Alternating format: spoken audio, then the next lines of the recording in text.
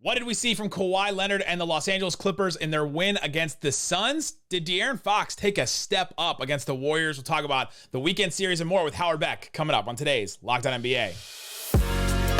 You are Locked On NBA, your daily NBA podcast. Part of the Locked On Podcast Network, your team every day. And welcome. You are Locked On to the NBA. My name is Nick Angstadt, host of the Locked On Mavericks podcast. Thanks for being part of the show and making Locked On NBA your first listen every day. Remember, Locked On NBA is free and available wherever you listen to podcasts and on YouTube, where you can see us right now. Today's episode is brought to you by Prize Picks. First-time users can receive a 100% instant deposit match up to $100. The promo code Locked On. That's prizepicks.com, promo code Locked On. And joining me for the first time on Locked On officially, been on many shows before, it is my great pleasure to get to say the three most famous words in niche podcasting. What up, Beck? What up, Nick? Good to be with you. Good to be with the Locked On Network for a while here through the playoffs. This will be fun. Appreciate you having me on. Looking forward to it. Howard Beck will appear on Locked On NBA now on Mondays throughout the playoffs, and then the offseason will also appear across the network on different shows. I think you're going on Blazers today, going on a show about the Dallas Mavericks later in the week that we'll talk about some crazy stuff that's happened with the Mavs and all that. But today we're going to get into some of the weekend games and the big ones that stood out to us. We'll talk about Lakers versus Grizzlies. What do we expect from Ja Morant going forward? How did the Lakers take that game? Did we see the Austins Reaves show coming and all that? We'll talk about Kings versus Warriors and De'Aaron Fox. Did he take another level? But let's start here with the Clippers and the Suns, which I think was maybe one of the best games of the weekend. Kings Warriors notwithstanding. Let's start easy. What's the biggest reason the Clippers beat the Suns in game one? I guess we just start with Kawhi Leonard. Although there's a pretty big helping of Russell Westbrook in one of the strangest kind of like clutch bad performances I've ever seen. I don't know. I don't know how to classify what Russell Westbrook did in that game, but start with Kawhi Leonard. Obviously, 38 points on pretty efficient shooting, got to the line a ton, put up 5 rebounds and 5 assists for a team that's missing its second best player. The Clippers looked really solid, better than solid. And look, I don't want to go too far down this road after just one game, but the two things I was concerned about with the Suns, despite all of the marquee power, despite all the hype, despite all the odds by a lot of estimations being in their favor, not just to win this series, of course, but to come out of the West. The concerns I had about the Suns, starting from the moment Durant got there and then immediately got hurt, was, do they have enough time together for this to all make sense, right? Was the chemistry going to be okay? And then on top of that, of course, there were issues, concerns, not just by me, about their depth. And lo and behold, like they barely went 6 deep for that first game. A lot of 5 minutes by a Biyombo here and 7 minutes by an Ish Wainwright there. Landry Shamet at 24 minutes is the only guy who plays significant time off the bench for the Suns in game one. And, it was a reasonable concern at the moment they made the deal. And, obviously had to ship out Mikal Bridges and Cam Johnson and they lose all this depth and especially perimeter depth. And okay, it's one game of one series against a very good Clippers team. Nothing means anything yet, but I do think that if you wanted to be an alarmist about this, you'd say, well, maybe the Suns weren't quite as in sync as you would hope, and maybe their depth is as concerning as we might have thought, a couple months ago. Well, one game may not mean anything, but if it's something that we thought that could be an issue going into this season, and even right after the trade, I think that I was on Locked On NBA right after the Kevin Durant trade happened, and I was like, man, that top four looks amazing, like fits so well together and all that. You look at their depth. I was concerned about their depth at that point, and we still are. They tried to add, Terrence Ross. They have worked, Kogi in here and there. They've, Torrey Craig and them, like they've tried to figure out who that fifth guy is and a couple others off the bench, but you mentioned the bench, and they only played like 6-7 minutes here. Okogie -10, Ish Wainwright -12, Bismack -11. Like that's in 5 and 6 minutes. Like that, a run like that, if in 5 and 6 minutes the other team could go on like a double-digit scoring run, like that's brutal for your team in a playoffs game that's this close. So I think the depth thing is real. And I think that the Clippers just completely out-depth them. Like, the Clippers had several players on their bench that didn't even see time that I think would potentially start for the Suns and definitely get some playing time, like Robert Covington, Marcus Morris. Like, those guys would have played significant time for the Suns, I think. I mean, Norm Powell would be a phenomenal fifth starter for the Suns, although Torrey Craig did fine. Torrey Craig's a good player, and their starting five is really solid, right? The Suns have their big four plus Torrey Craig. It's just the drop-off after that is astounding. And here's the thing, Nick, when you look at who the Suns used off the bench, right? So Landry Shamet, as we mentioned, 24 minutes. And look, Landry Shamet's one of these players who he's going to be a little streaky, right? Like a lot of role players in the NBA. It's not a knock. Landry Shamet's going to be streaky. He's going to have some good games and some bad games. He was fine, but he was a minus 14 off the bench. So he played the most minutes off the bench, and he had the biggest minus among the plus minus. They're all minuses off the bench for the Suns. The biggest minus of all the minuses. Yeah, and again, not a value judgment, not an insult, merely a reading of the actual box score that shows him as a minus 14 in 24 minutes. So that, and obviously that accounts for why the minus for him is as large as it was. He played the most minutes. But look at the rest of the guys, and then you tell me, do you expect anything different in the rest of the series, the rest of the postseason? Like Ish Wainwright, 7 minutes. I don't know that I want to play him more than 7 minutes. Josh Okogie, okay, again, a good young player, still growing.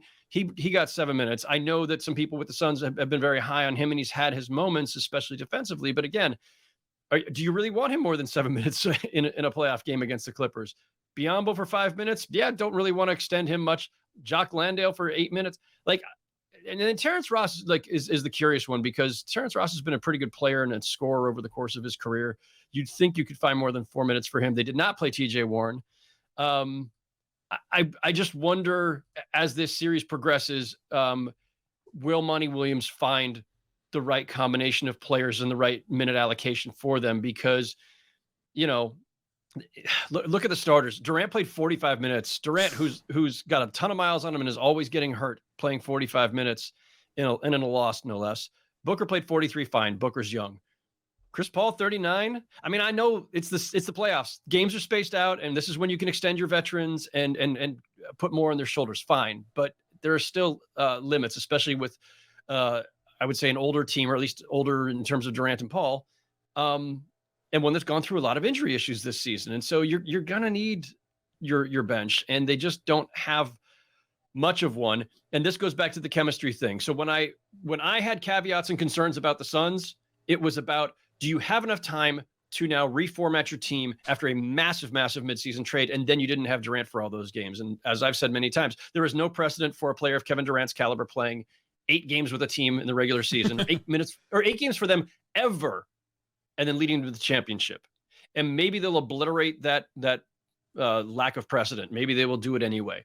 But as of right now, that had been and remains my concern. And it's not just how Durant fits with these guys. It's the ripple effect on the entire roster. So when we talk about establishing your chemistry and rotation, it's everybody. And has Monty Williams had enough time to really find, like, oh, here's my solid 8 guys, or my solid, 7, 8, 9. And then here's how I'm going to play them over the course of a game. Here's how I'm going to mix and match. They didn't have that much time with a full complement of guys, and they're at a little bit of a deficit in their depth. So that, to me, those were valid concerns coming in. They remain valid concerns with them down 1-0.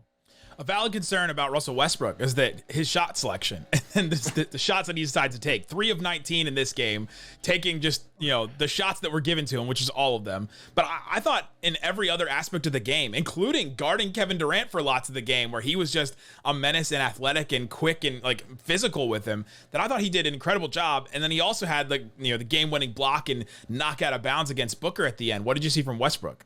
Man, I mean, listen, I have been as critical of Westbrook in terms of shot selection, overall comportment on the court or whatever over the course of his career as anyone. I have always found him to be a kind of a frustrating player, really exciting player. He's a blast to watch. If he's on your team, you're loving a lot of what he does. And then, just ask Laker fans, you're often cringing at a lot of what he does too. And I saw some Laker fans gloating a little bit on Twitter over the course of that game, because for all that Westbrook has done positively for the Clippers in recent weeks, this was one of those, oh no, is he going to shoot them right out of it kind of games. credit to Russell Westbrook, huge credit to Russell Westbrook for being able to do something else. Like, your shot's not always going to fall. And in Russell Westbrook's case, you shouldn't be shooting as often as you are, frankly. Like, he just shouldn't. And that's been the case. That's the case on this team. It's been the case on many teams he's been on, where just a little less Russ would benefit them. But a typical Russ performance in other respects, right? He rebounded. He had, team high 8 assists. And you noted the late defensive stops, a lot of hustle plays, just that general ferocity that he brings, that I think is this element that obviously is unquantifiable. But he made some really timely defensive plays, which, again, in the course of Russell Westbrook's career, not something we've said that often, but really came through in a big way in game 1.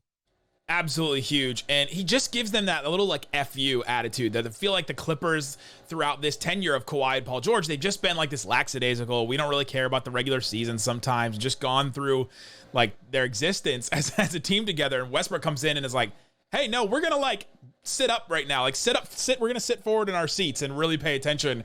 And like, I'm going to keep you on your toes and give you that extra boost in the energy and all that. Great game from him. Kawhi Leonard, obviously huge in this one. Very curious to see what adjustments are made in game 2.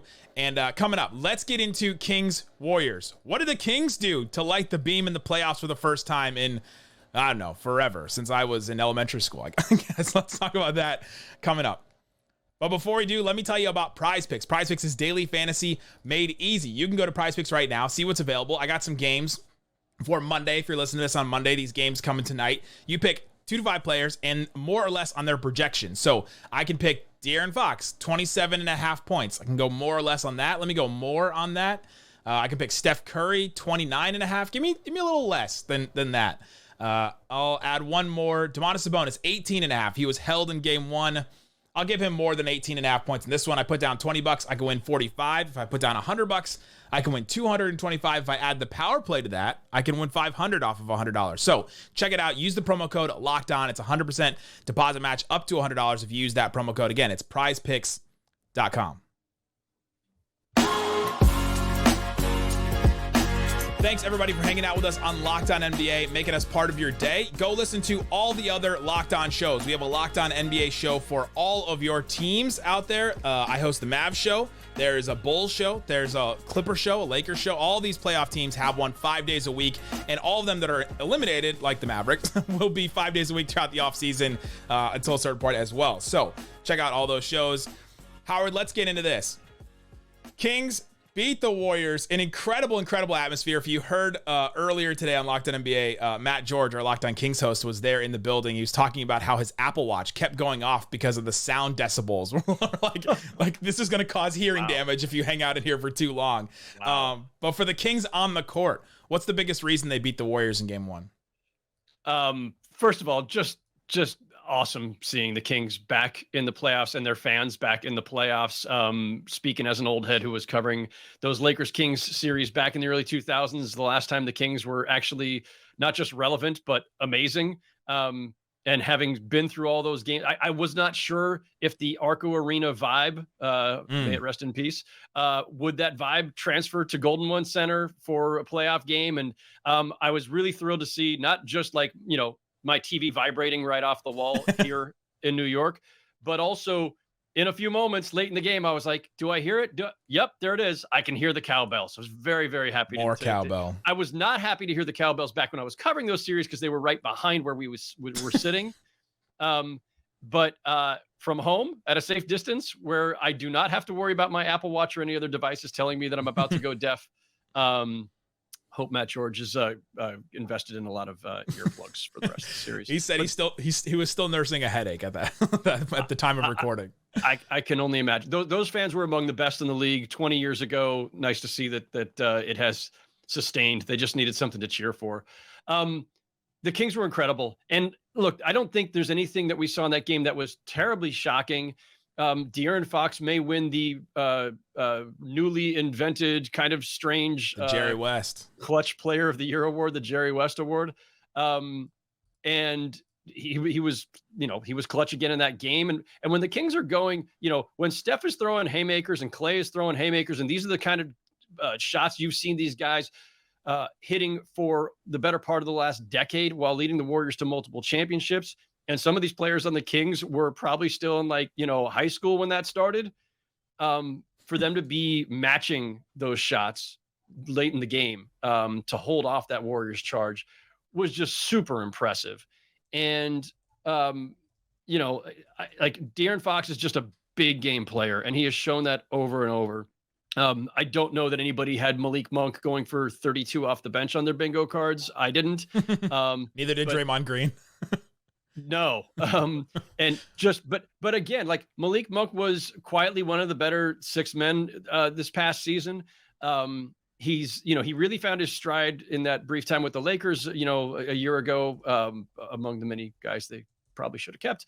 And great pickup by the Kings. And, Malik Monk has got this kind of swagger to him that, it's funny because this is not like he's had this, glorious early part of his career, right? And he's bounced around a little bit. But the guy is just super confident. And for all of the Kings, most of whom outside of Harrison Barnes don't really have a ton of postseason experience. And here you are up against the defending champs. I just thought, their steadiness, their ability to kind of match the moment was just super impressive. On the Warriors side of it, look, it's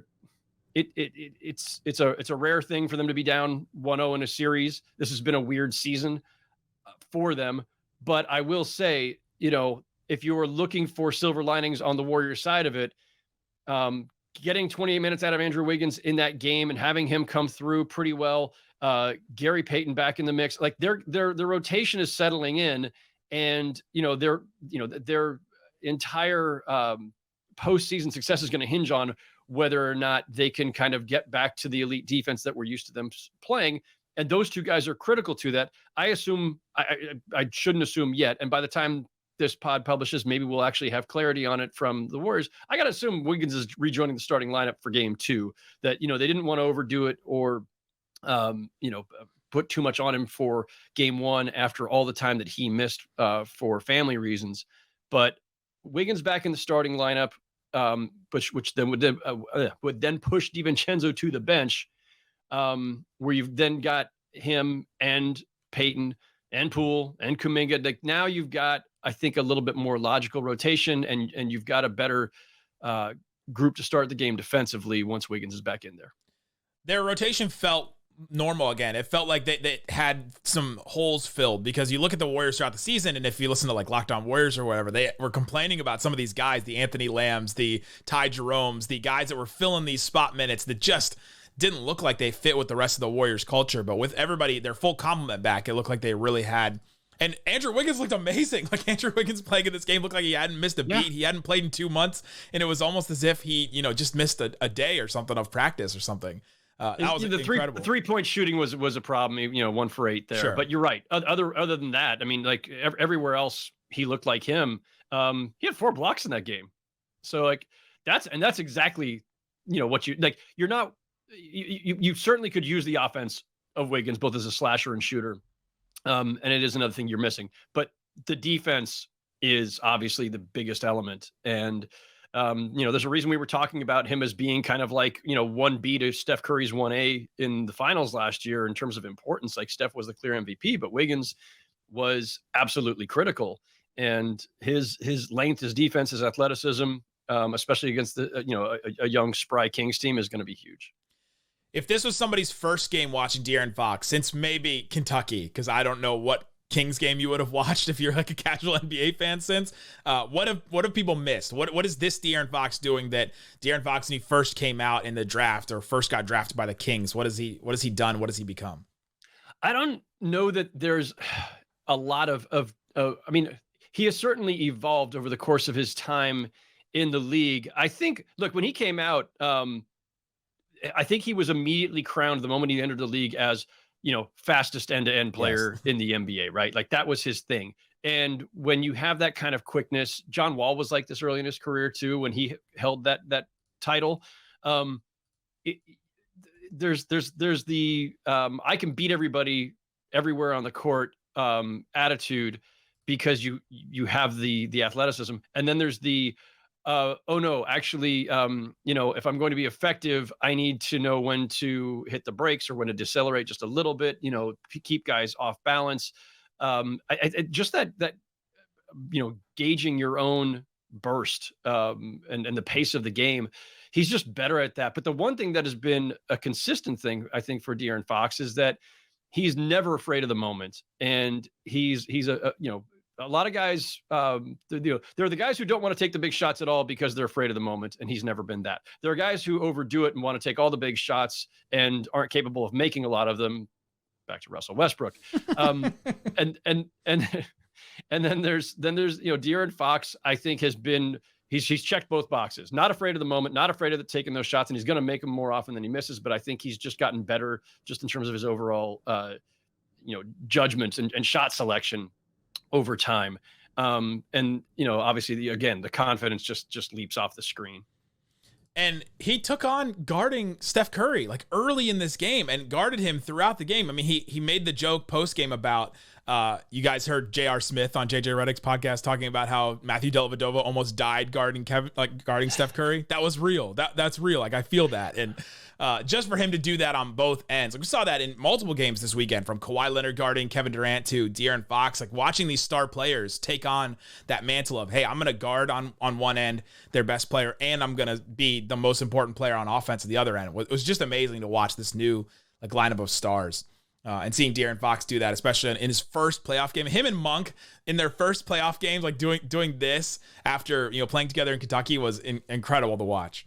Coming up, let's get into Lakers Grizzlies. Are we concerned about Ja Morant? After seeing the replay, my concern meter was very high. What did the Lakers do to get this win? Can they continue it? We'll talk about that coming up. But before we do, let me tell you about Built Bar. It's a protein bar. Tastes like a candy bar. They're delicious. We've got to get Howard Beck some Built Bars, because Built Bar, if you're listening, let's get Howard Beck some Built Bars. They're absolutely delicious. The puffs are incredible. It's a protein bar covered in chocolate with marshmallow fluff in the middle of it. And they're good for you. 140 calories, 17 grams of protein, only 6 grams of sugar in a bar that I guarantee you will like, because it's my favorite one, the brownie batter puff. I've used my own money that Built Bar has given us in these ad reads that I now then push back into the economy of Built Bar. That's how it works over here. So go check them out. You can get them at Sam's. You can get them at Walmart now. And you can always get them at Built.com. Try that promo code LOCKED15. See if it still works there. Try that. Built.com. Again, go check them out. All right, Howard, let's get into our last game of the day today. The Lakers versus the Grizzlies. The Lakers go in as the underdog seeding wise, but the favorite in terms of FanDuel and all those kind of odds, and where the money is coming in. And the Lakers get the win 128-112. And let's just start with this. What's the biggest reason the Lakers, before we get into Ja and the Grizzlies, what's the biggest reason the Lakers took this game? Because they finally fixed their roster a couple of months ago. I guess that's not the answer you were looking for. It is the right one, though. I mean, I'll agree with it. It's true. Because they decided, oh man, maybe we actually need role players who could shoot and defend around LeBron James and Anthony Davis. Maybe we should change the entire rotation at midseason. No, look, I mean, that's at least part of it. Look, at the moment that they traded for Rui Hachimura, remember, there was a couple different trades there, right? First, they got Rui Hachimura. It was like, okay, that's fine. It's a nice pickup. And all you had to do was trade Kendrick Nunn, and okay, great, whatever. But you haven't fixed anything. And then, of course, there was the big move that gets them D'Angelo Russell and Vanderbilt and the rest. And that was the one that we thought really changed potentially, the trajectory of the Lakers. But here they are in game one of the playoffs, and it's Rui Hachimura, kind of the move that I don't want to say we all slept on, but we thought, okay, yeah, nice value play, but he's not going to change your whole life. Oh, 29 points in 30 minutes. Maybe he'll change your whole life. 5 of 6 from 3. He was fantastic. And he plays hard. He defends. You saw Vanderbilt guarding Ja Morant. Again, if you don't make those midseason trades, you don't have Jared Vanderbilt guarding Ja Morant. You don't have Jared Vanderbilt. So the fact that that the moves they made at the trade deadline and heading into it, you could see such, profound payoffs. Now, granted, they already had Austins Reaves, who, again, credit to the Lakers for some of their, scouting, drafting, development, because he has really blossomed, Austins Reaves. And again, another one of these guys who you just go, my gosh, this guy no playoff experience, and he just looks like he belongs out there. He's, the confidence is off the charts, not afraid of the moment. It's because he's him, Howard. He's him. He's him. Who did anybody doubt it? Capital H, him. So just a really impressive performance from them all around. Like, for LeBron to have what was kind of like a modest game by LeBron standards, and for them to still win, fairly handily at the end, is incredible. Anthony Davis, that was kind of a scary moment where he said, "I can't feel my arm." So fortunate for them and for him that subsided quickly, and he was able to finish out the game. We'll see if there's any aftermath of that. I think a stinger, I'm no medical expert. I think a stinger is kind of a momentary thing, but we'll see if he's got anything to deal with over the course of the days in between. Watching this game and seeing LeBron James down the stretch, like, defer to Rui Hachimura and Austins Reaves, and to just be a defender, like, hit the shots that he blocked at the rim in this game were incredible to watch, especially like a 38-year-old, and to see him do that. Like, LeBron can still do that. And for him to just be like a rebounder, distributor, shot blocker, defender, and to defer to these other guys was wild to watch. Usually these game ones for LeBron are like the feel it out games. If that was LeBron's feel it out game, then the Lakers are really set up to win the series. But this is, look, at this late stage of LeBron's career, it's kind of fun to have this come all the way back around full circle in a way. Like, I'm sure we're going to see if they last long enough, and I expect that they will. I picked them to win this first round series even before we saw Ja Morant get injured, obviously, and we'll see where that goes. But I had picked the Lakers to win this series. I had still believed all season if they just fixed the roster, this team had a chance to make a run. I thought it was the right thing to do, to still be all in. LeBron is 20 years in, obviously, and late 30s, all these miles on him, but he still impacts the game at such a high level. And the full circle thing is this.